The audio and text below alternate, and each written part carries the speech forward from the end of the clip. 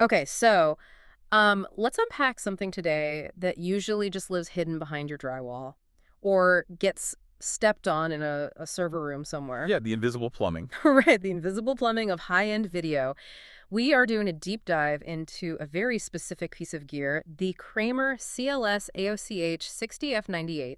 It is an HDMI Optic Hybrid Cable. And, I mean, I have to be honest with you right off the bat. I looked up the price on this thing. It definitely gives you a bit of sticker shock if you aren't expecting it. A bit.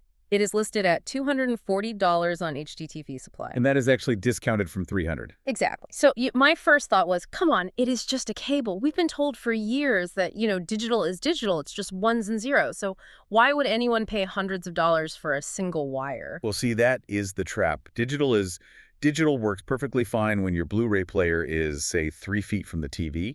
But physics starts to get really mean when you push massive amounts of data over a long distance. And we are talking 30 meters here, right? Nearly 100 feet. Exactly. If you tried pushing a full 4K signal that far over a standard copper HDMI cable, you wouldn't get ones and zeros. You would get snow. Or just a black screen, because the signal literally just runs out of gas. Right. Electrical resistance just eats it. That is why this Kramer cable is a hybrid. It is an active optical cable, or AOC. Meaning it actually uses lasers. In a nutshell, yeah. Yeah. Inside that jacket, there are OM3 fiber optic strands combined with copper wire.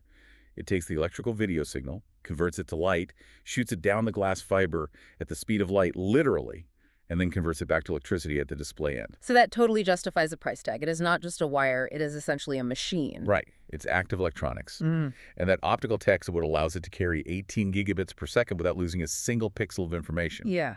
No signal attenuation at all. Which is crucial when you look at the source specs. You see 4K at 60 hertz and 4.4.4. I know 4K is resolution, but 4.4.4 is basically uncompressed color data. Right? Yes. No chroma subsampling. Every single pixel gets its full color and brightness. So if you are using this for a giant computer monitor at 100 feet away, your text stays totally crisp and the colors do not bleed. That makes sense. But looking at the pictures of it, it looks incredibly thin, like 4.5 millimeters. Usually these long-distance cables are thick, garden hose-looking snakes. That is the beauty of fiber. It doesn't need all that heavy copper shielding to protect the signal, so it stays lightweight and flexible. But isn't it fragile? I would be worried about snapping the glass inside if I had to bend it around a tight corner. It's a valid concern, but this hybrid design is actually tougher than old-school fiber. It has a tight 20-millimeter bending radius, so you can easily snake it through conduit. Plus, fiber has another massive superpower. It is completely immune to interference. Right, like EMI or RFI, electromagnetic interference. Exactly. You can run this right next to a power line in your ceiling, and the electricity will not bleed over and glitch the screen.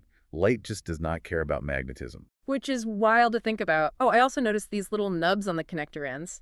The specs call it a K-lock. Yeah, that's a proprietary 24-karat gold-plated friction lock by Kramer. It takes about 15 pounds of force to actually pull it out of the port. Which totally saves you from that nightmare scenario where you move the TV to dust and then... the cable slips a millimeter and the signal just dies. Exactly. It also perfectly maintains those tricky digital handshakes, like EAD, HDCP 2.2, and HDR without any hiccups. Nice. There is one last acronym from the specs I wanted to clarify, though. LSHF. Low smoke and halogen free. Sounds like a government agency. It really is a safety standard. Yeah. If there's a fire, standard plastic jackets melt and release toxic black smoke. This material does not. So if you were installing this in a school or a public building, building codes basically mandate it. Which makes it so interesting that this is just sitting on HDTV Supply, totally open to the public. Usually you need a wholesale commercial account for this tier of gear. It is surprisingly accessible. They even have a discount code right on the page, 10% off, which is pretty rare for pro gear. Yeah, and reading the reviews, regular folks are actually buying it. Jeffrey C. and Rico T. were both praising the customer service, which is huge when dealing with active cables that actually have chips inside that could fail. Knowing a real human is there to help on the phone is worth a lot. So bottom line, $240 for a cable. If you need to go 100 feet, absolutely. You aren't just paying for the wire, you're paying for the absolute guarantee that the picture actually gets there. It really changes how you look at the wall, doesn't it? We obsess over the TV, but the real magic is happening in that tiny glass strand hidden inside the drywall. It really is the nervous system of the house. I love that. So here is a thought to leave you with today.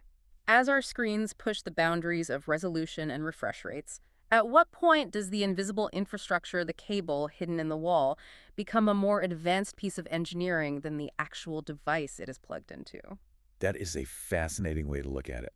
Thanks for jumping into this deep dive with us. We will catch you next time.